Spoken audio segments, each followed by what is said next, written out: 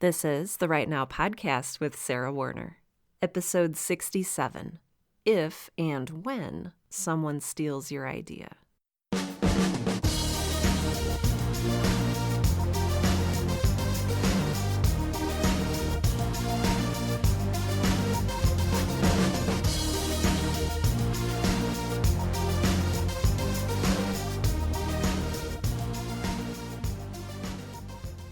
Welcome to Right Now, the podcast that helps aspiring writers and all writers find the time, energy, and courage you need to pursue your passion and write every day. I'm your host, Sarah Werner, and I'm back again. Life has been crazy and weird lately, and well, you can probably relate to this, but sometimes it is difficult to do the things that you love doing. So I'm glad to be back talking to you today, and I'm excited about our conversation today about idea stealing because it's something that I get a lot of questions about. And I realize I just ended that sentence in a preposition, but I kind of don't care right now. Before we dive in completely, I wanted to let you know that I am offering a podcasting masterclass. It's called Podcast Now because, this show is Right Now and that's Podcast Now, and it just kind of made sense. But it is an intensive masterclass that will take you from an idea to a launched podcast. And in between, we'll be covering, all sorts of things. Establishing your strategy, creating your brand around your show, creating your show art, creating your tagline, making sure that you're writing blurbs in the right way that you need to be. And then, of course, we'll be covering equipment, strategy, hardware, software, best practices for recording, all sorts of amazing stuff. And in the end, you will end up with a website, a Slammin' social media presence. And I can't believe I just used the word Slammin' because that's totally not me. And you will also end up with a launched show. I took one of the novels I'd been working on and I turned it into a fictional podcast, an audio drama called Girl in Space, and it's done very well. And I get about 30,000 listeners per episode currently, and I'm not even done with the first season yet. It's beyond what I thought I could reach. And so podcasting has allowed me to do that. It's fun, exciting, it's interesting. It was a huge challenge for me. And I'd like to share that with you. If you're interested, there should be a link in the show notes for today's episode, but you can also go to sarahwerner.com. That's sarahwerner.com/podcast-now.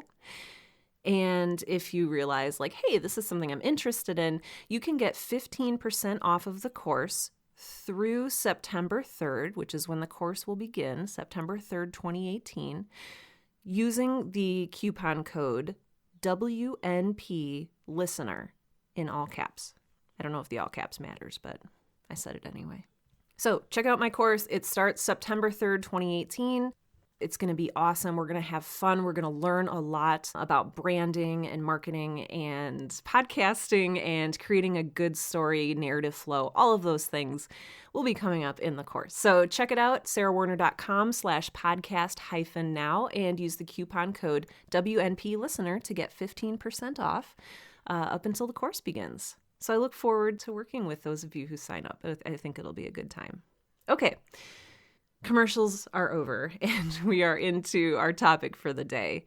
Like I said, idea stealing is something that people worry about a lot, and it's also something that I have spent a significant amount of time worrying about, and so I completely relate. Every time I get an email that says, hey, I'm worried that my idea is going to be stolen, my heart just goes out to you because I've been there. So I'm going to tell you a little bit about my own experience with this. And then we'll kind of get into how to respond, what to do about it, assessing whether it's actually an issue, whether it's damaging to your career as a writer, and then where to go from there. So it's story time, my friends. A little over 10 years ago, back in 2006, 2007, I started writing a new novel. I had just graduated from college. And I had majored in English and creative writing with a concentration in Victorian studies. And so I had read a lot of post Jane Austen. I had read a lot of the Brontes. I had read a lot of very proper behavioral novels of manners and such. And I was really taken by this idea. And I say taken by the idea because I think that sometimes that's what happens. You get consumed or taken or obsessed with an idea. And my idea was, I'm going to write a novel of manners. So a very prim and proper, maybe slightly pre-Victorian, maybe Victorian novel about a feral creature, about a character, a woman who does not conform to this idea of high society manners, and in fact subverts them and challenges them in a way that really makes us take a serious look at why we act the way we act. What are the components of society? Where do these rules come from? I was getting all high and mighty about I'm going to write this really cool thought piece novel, and it's going to change how people think about how people fit into society. I was just really all about this idea. And my main character was taken from, I've always been a big fan of playing Dungeons and Dragons. And I had a character who was essentially a succubus. And I was like, oh man, wouldn't it be cool if I had this succubus, this sort of demon character who was kind of, slightly feral and, more about survival than manners, set in 18th, 19th century, what have you. So that was my idea. And I was really proud of this idea because it felt new. I looked around for other novels that were about, succubi, succubuses. Yeah, succubi. And at the time, Twilight had just come out and vampires were a big thing. But nobody was writing about succubuses, succubi yet, especially not in a historical sense. So I wrote and I wrote and I wrote. And I'd never done a historical novel before, a historical piece of fiction. And I was sort of consumed also by doing research, making sure that, would they have had marble floors? Would they have had, what type of floors would they have had in their manor? My gosh, what kind of lighting would they have had at the time? And I just dove into this novel headfirst, obsessed, letting it consume me, and thinking that I had invented this amazing idea. I worked on this novel for years. And it was one of those things where I was still really learning how to efficiently write a novel. And by that, I mean, I was doing this thing where I was writing it, but I was editing as I wrote it. So every time I sat down to write, every writing session began with starting at the beginning and editing from page 1 up until, page 30, page 60, page 112. It turned into this impenetrable work of, oh my gosh, idea bricks. It was this brick wall of ideas. And I had gone about it the wrong way, and I should have just written a messy first draft first. I know that now, but I was still obsessed with this idea. But I wrote to the point where I couldn't make any more forward progress on it because of the method in which I was writing. So I was writing it and editing it at the same time. And it got to a point where I would sit down for a writing session and I would need it to be 8 uninterrupted hours long because I felt like I had to read my entire novel and edit it until I got to the point and then continue from there. Eventually, this work of obsession found its way into my drawer. I think I've talked about my desk drawer on this show before. I have a drawer in my desk, and it is full of printed out novels that I have not completed. There's a few of them in there, and this novel is one of them.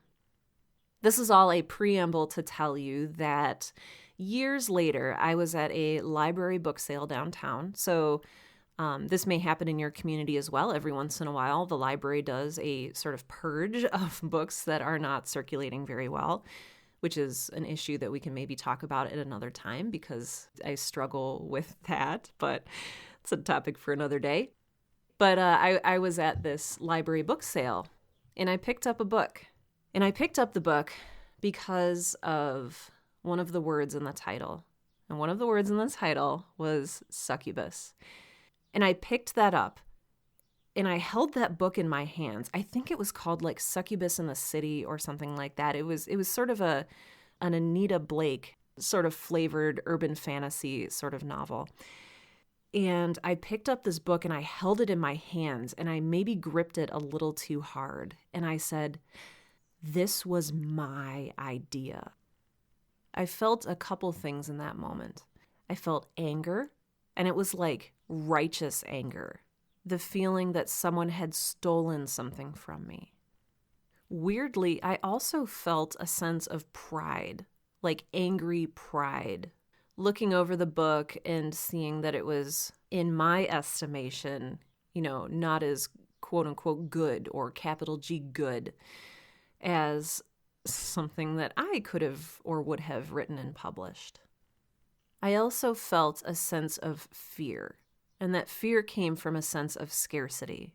And that was really the first time I asked myself, with a sense of that scarcity and terror, how on earth am I supposed to come up with something original? I bought the book for 10 cents and took it home and read it. And I read the whole thing in this indignant fury. How dare this other author steal my idea? I could have done this so much better. And I had started doing it, quote unquote, better, in my own estimation. So I read the book, I finished it, I put it on the shelf, and I promptly opened up my notebook.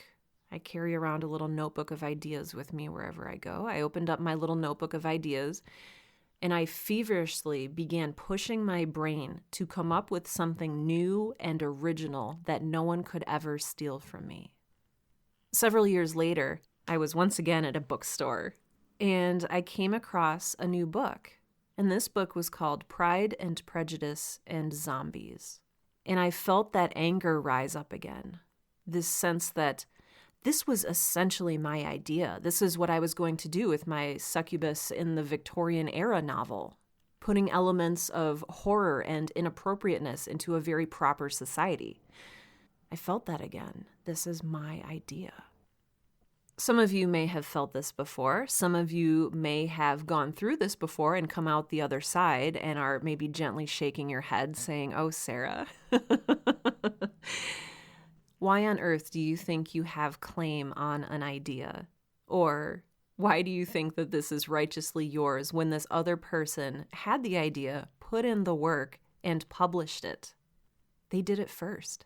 They got there first. I've touched on this topic a little bit in episode 42 of the Right Now podcast, when I talk about, are there any original ideas left? I recorded that episode in response to a writer who wrote in and said, I keep having ideas, and every time I have an idea, I feel like someone produces something around that idea first. And this writer, this author who wrote to me, used what she called the yellow car dilemma, which I'd never heard of before, but really stuck with me after she mentioned it. And so the idea of this is, you're going to buy a new car, theoretically, because I don't know how many of us can actually afford to just decide to buy a new car, but, theoretically, you decide to buy a new car and you want to stick out, right? You want that car to be really cool. You want to be original. And you're like, you know what? Everywhere I go, I see red cars, white cars, beige cars, black cars. I don't see any yellow cars. So I'm gonna be really different and cool and express my personality and buy a yellow car. And the second you make that decision, you look around and all of a sudden, all you can see are yellow cars everywhere. And it feels like everyone else around you has stolen your idea of having a unique yellow car. And this happens. It actually happens. My husband and I were in a very bad car accident, and our car was totaled, and we ended up, with the help of insurance, being able to get a new car. And I picked out a car that I thought was beautiful and lovely, and I realized that probably, 90% of the population in the state where we live has this car. And it's just funny. Now I walk out of a coffee shop or a store somewhere and I'll see my car sandwiched between two exact models of the same car.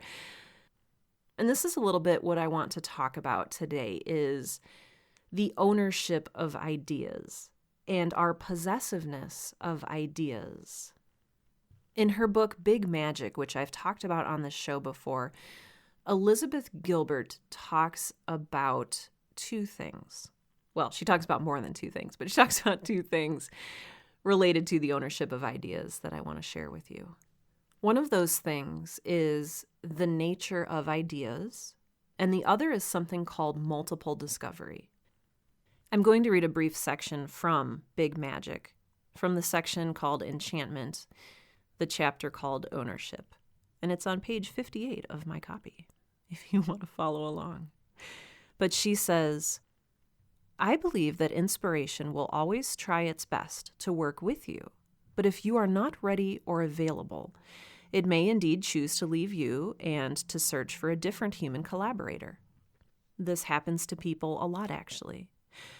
This is how it comes to pass that one morning you open up the newspaper and discover that someone else has written your book, or directed your play, or released your record, or produced your movie, or founded your business, or launched your restaurant, or patented your invention, or in any way whatsoever manifested some spark of inspiration that you had had years ago, but had never entirely cultivated, or had never gotten around to finishing. She goes on to say, in the years since I published Eat, Pray, Love, I cannot tell you, it is literally beyond my ability to count, how many people have accused me in anger of having written their book. That book was supposed to be mine, they growl, glaring down at me from the signing line at some book event in Houston or Toronto or Dublin or Melbourne. I was definitely planning to write that book someday. You wrote my life. But what can I say? What do I know about that stranger's life? From my perspective, I found an unattended idea lying around and I ran away with it. So that's a short excerpt from Elizabeth Gilbert's lovely book, Big Magic. So in it, she talks about ideas in a way that you may or may not agree with. It's a little new agey, and it may not be your cup of tea, but she talks about ideas as these wisps of inspiration that sort of float around, and if you're paying attention, you notice them and you grab them and you use them, and you turn them into a tangible creative work. And she says sometimes you reach and grab, but then you accidentally let the idea go and you don't act on it right away, and someone else uses it. And that's okay, because there are plenty of ideas flying around us. I'm not 100% sure I subscribe to this, but I like the image that it conjures. It helps me find rest and peace in the notion that sometimes we all have similar ideas at a similar time. She goes on to talk about something that happens in the scientific community, and I'm going to read one more brief excerpt out of her book. This deals with the idea of something called multiple discovery, and it's on page 61 of my hardcover copy of Big Magic. She talks about multiple discovery, and to quote the book, it says, "This is a term used in the scientific community whenever two or more scientists in different parts of the world come up with the same idea at the same time." And she gives several examples, including calculus, oxygen, black holes, the Mobius strip, the existence of the stratosphere, the theory of evolution, just to name a few, all had multiple discoveries. She goes on to say, multiple discovery happens outside of the scientific sphere as well. In the business world, for example, there's a general understanding that a big new idea is, quote unquote, out there, floating around in the atmosphere, and that the first person or company to grab hold of it will likewise seize the competitive advantage. Sometimes everyone is grabbing at once in a mad scramble to be first. That notion, and especially the wording of that passage, really struck a chord with me when I first read this book.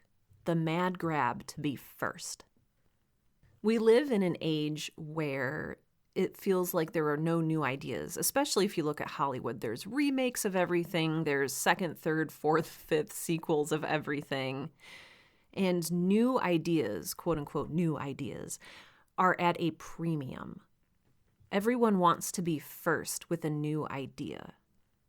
We as writers see value with a capital V in new ideas, with a capital N and a capital I. What are we as creators without our ideas? And there's a sort of pride, a sort of fierceness, a sort of protectiveness that arises in our hearts when we feel like we are the first to have this idea. Like me and my succubus novel. I dug my claws into that so hard. It was fiercely mine, and I got possessive, and I was filled with pride and then anger when I realized that other people were having a similar idea. But did I really own that idea? Or, if I did own that idea, did I act upon it? Sure, I started writing a novel about it, but what did I ultimately do with that novel? Not to sound too harsh on myself, but I gave up on it. So is it okay for us to dig our claws into and possess and capture and hold ransom ideas and do nothing with them? This is why I encourage you, if you have an idea, act on it. Write your novel, write your poem, write your memoir.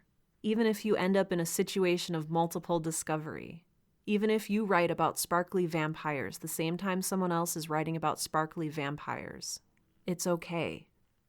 We can't stop other people from having ideas. Or if you try to do that, you will be labeled a supervillain. The best thing that you can do when you have an idea is to use it and act on it and create something really cool. It's also a good idea to remember that the idea is just the kernel in the center of your project. An idea, original or otherwise, isn't the entire project. It's not the entire thing that you're creating. It's the basis of what you're creating. A novel, a book, a poem, they're all more than ideas. They're ideas married with words, with images, with other ideas, with characters, with dialogue, with the beauty of language, your language. I've said this before, but I want to say it again. No one can write your novel but you. No one can write that poem but you. You have a unique set of skills and abilities and memories and images and words that all come together around the kernel of an idea to form something new and amazing. Now, Sarah, you might be saying, what if it's not an accident? What if it's not this idea of multiple discovery? Like, what if I create something and then someone copies it? Or what if I share my idea for something with someone and all of a sudden that's their new project? This is a really interesting conundrum. And it's also something I have a little bit of experience with. So I started the Right Now podcast in January 2015, but I started working on it in September, October, November 2014. And when I did that, I was really excited about it, and I told a ton of people that I was going to start this new Right Now podcast, and it was going to help creators create things and discover who they are and all of this other, stuff. So I launched it in January 2015. So it's been live for a little over 3 years. And since then, I've noticed when I do a search in iTunes for Right Now, a lot of other podcasts now come up. There's Right About Now, which was started by my friend Jonathan Small, which was launched in September 2017. There's the Right Now Workshop podcast, which was launched in December 2017. There's another podcast just called Right Now by the Goulet Pen Company, which was released in February 2018. And I look at these and I see that some have higher ratings than mine and that some are doing something very similar to what I'm doing. And there's some questions that I have to ask myself. Number one, is having a podcast for writers an entirely original idea that only I can possess and no one else can do? Of course not. Oh my gosh, if you're listening to this and you want to start a podcast about writing, go ahead and do it. I encourage you to do it because you'll be doing it in a different way than I'm doing it, and it will be yours and it will help people, and that's awesome. Now, I may suggest that you not name it the Right Now podcast, but, who am I to stop you? I could send out a bunch of angry letters telling people to cease and desist.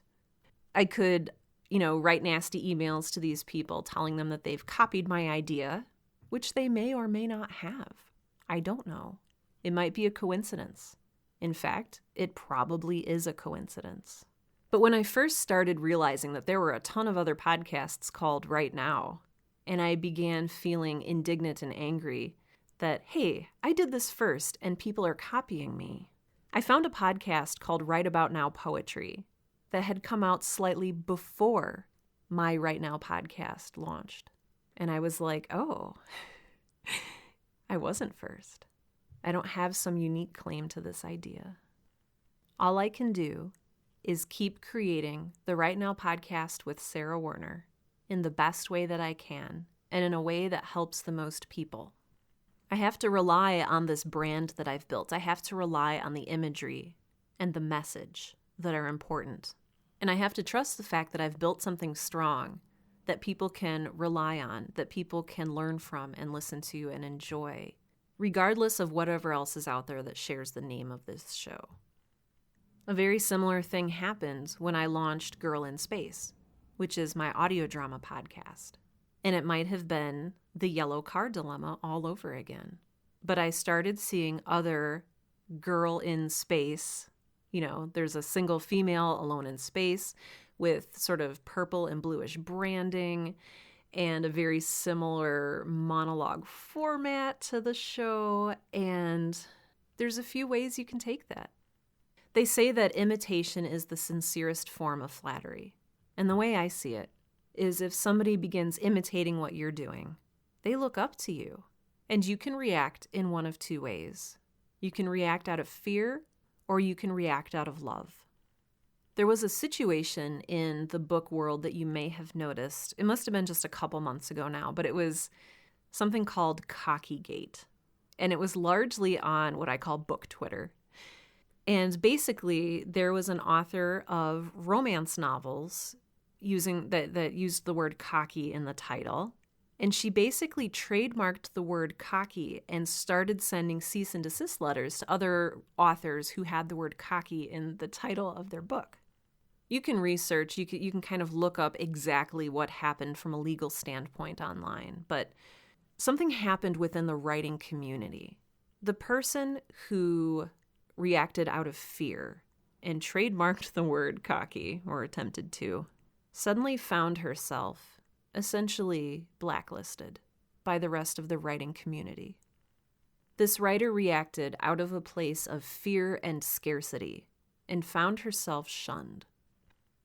There's another way that this author could have reacted to other books being published that had a similar word in the title, and that is to react out of love and graciousness and even gratitude. This might sound like a weird and radical idea in the age of intellectual property and copyright law, but hear me out. I think that creating a larger writing community that is supportive and healthy is way more important than digging your claws into what you believe is your idea and lashing out at others and hurting them out of fear and misplaced pride and possessiveness of something that really cannot be possessed.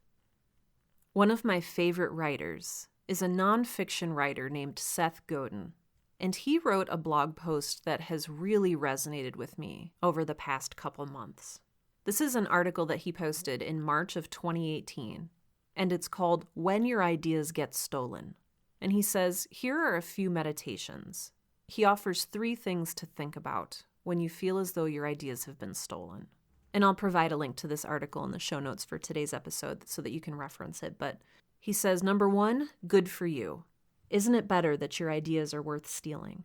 What would happen if you worked all that time, created that book or that movie or that concept, and no one wanted to riff on it, expand it, or run with it? Would that be better? Number 2, he says, you are not going to run out of ideas. In fact, the more people grab your ideas and make magic with them, the more of a vacuum is sitting in your outbox, which means you will be prompted to come up with even more ideas, right? And he says, number 3, ideas that spread win. They enrich our culture, create connection, and improve our lives. Isn't that why you created your idea in the first place? Finally, he says, the goal isn't credit. The goal is change. I think that underlying all of Seth Godin's points here is the question, why are you creating? Why are you doing this? Are you doing it to make yourself look awesome?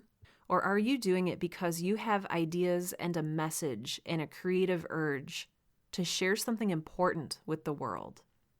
The cocky gate person, and even me, back in my succubus book days, was sort of possessed with, I don't know if it's vanity or selfishness or some delusion of grandeur or pride.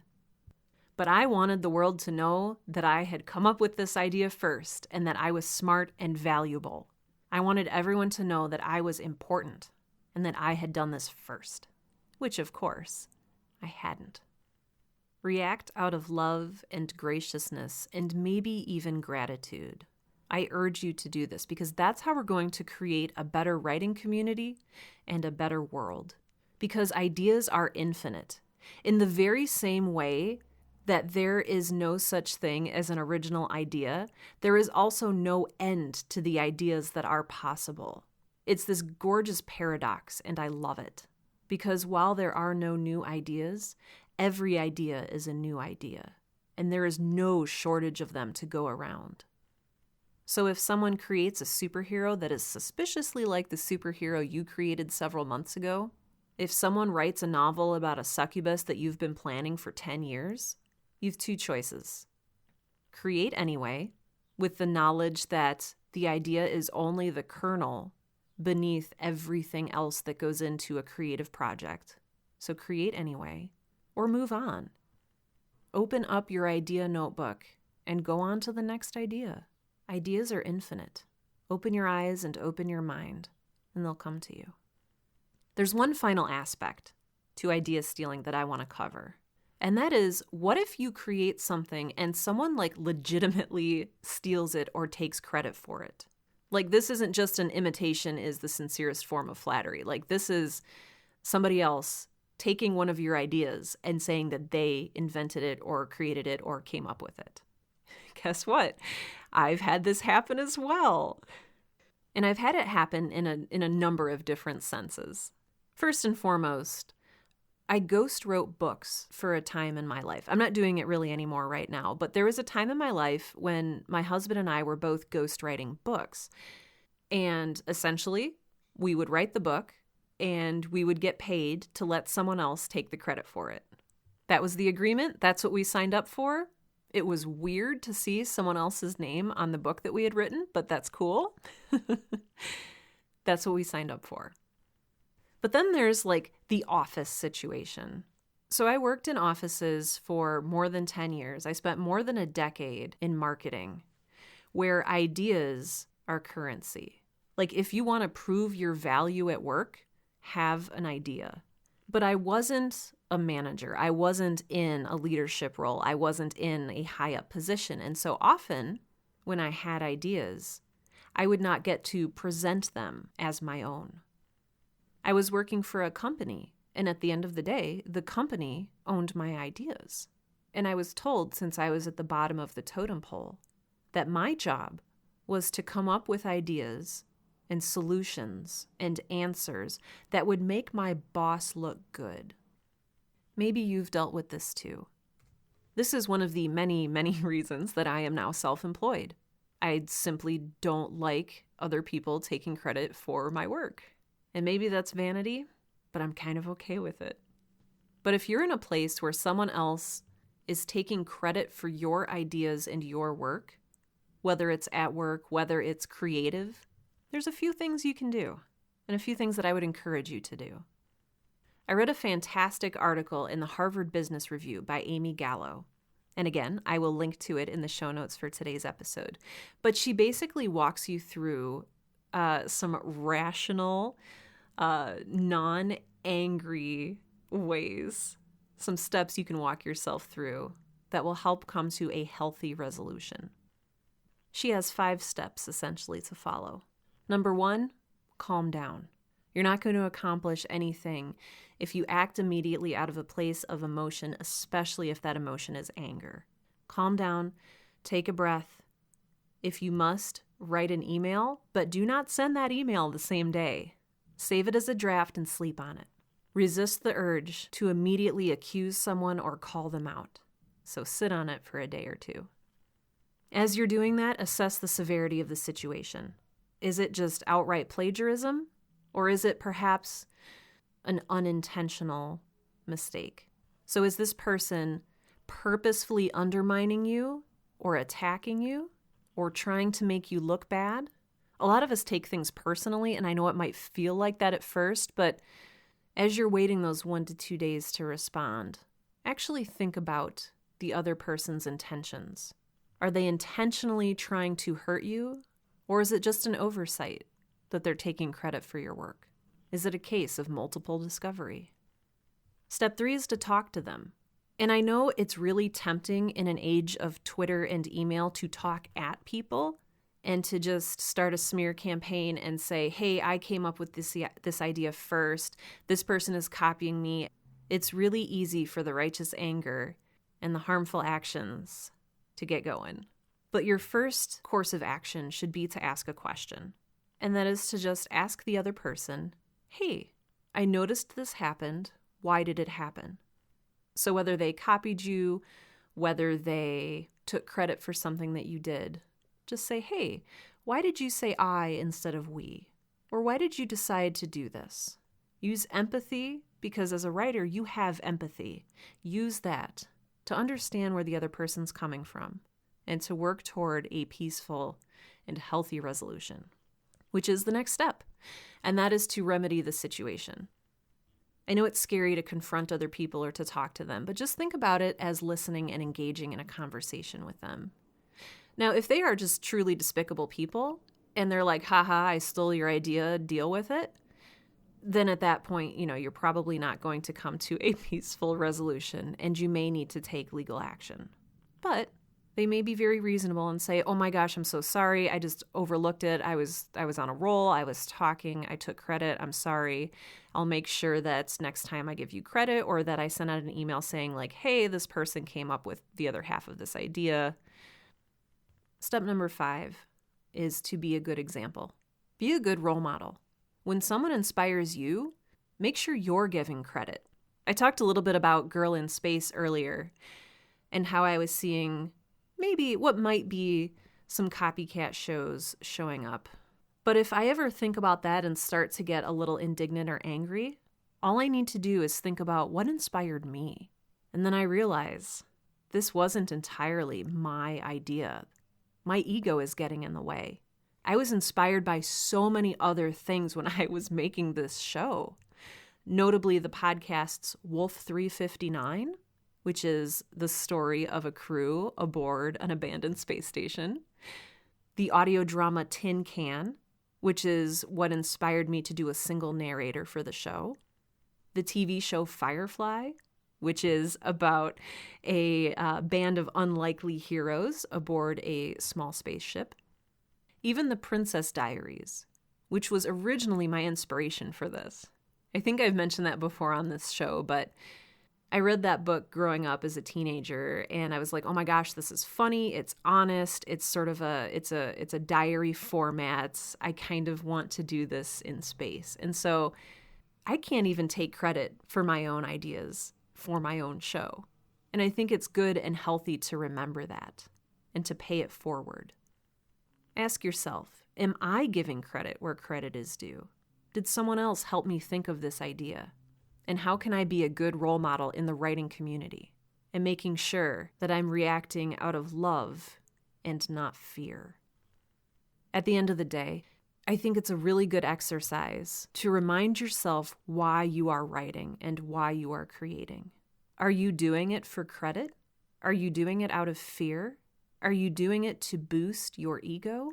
Or maybe justify the size of your ego? Or are you doing it out of the joy, the compulsion, whatever you call it, the joy of creating, the need to create, the need to share ideas and make the world and the writing community a better place? Okay, and someone just started doing construction work outside of my house, and so I'm going to take that as my cue to wrap things up. But thank you for listening today. Ideas are important, and talking about ideas is important, and it's something we need to do, I think, more of. It's at the basis of everything we do as creators. So let's keep this conversation going. You may agree with everything I've said today. You may agree with nothing that I've said today, and either of those is okay. I would love to hear your thoughts. If you would like to get in touch with me and let me know what you're thinking, you can leave a comment in the show notes for today's episode out at sarahwerner.com. That's sarahwerner.com. You can also contact me directly if you fill out the contact form on my website. I do read every single email that I get. Those comments go to my email, and I'm not always able to respond to all of them, but I do read all of them. So please do share your ideas and your thoughts with me. I would love to hear what you think. That being said, and I think it might be just like a giant industrial lawnmower that's coming around, so hooray. In light of this, I would like to thank everyone who listened today. I would also like to thank all of my Patreon supporters. Patreon is a secure third-party donation platform that allows people like you to, I don't know if I want to say like pay people like me for the work we're doing, but kind of. If you're interested in becoming a patron of the Right Now podcast, you can do that by going out to patreon.com. That's patreon.com and searching for the Right Now podcast. And you can do that for $1 an episode, $2 an episode, $700 an episode, whatever you feel moved to donate. Special thanks go out to patrons Elise Jane Tabor, Sean Locke, Rebecca Werner, Gary Medina, Lilith Black, Caitlin Heron, Megan Corarino, Lucille Valentine, Chris Kuropatwa, Colleen Catalesa, and War Writer. Thank you all so much for your contributions. You help me pay for hosting, equipment, everything that goes into creating this podcast. Hopefully in the future, some better soundproofing so you're not listening to Lawnmower Dude outside. All right, friends. I'm going to let you get back to your writing. I want to encourage you to embrace the ideas that come your way, to act on them. Don't hoard them away. Create something really cool with those ideas that come your way. And if you notice that someone else is perhaps stealing or copying or taking credit for your ideas, react rationally, not emotionally, and make sure that when you do react, it is out of love and not fear. With that, this has been episode 67 of the Right Now podcast, the podcast that helps aspiring writers and all writers to find the time, energy, and courage you need to pursue your passion and write every day. I'm Sarah Werner, and I think you probably have some pretty great ideas.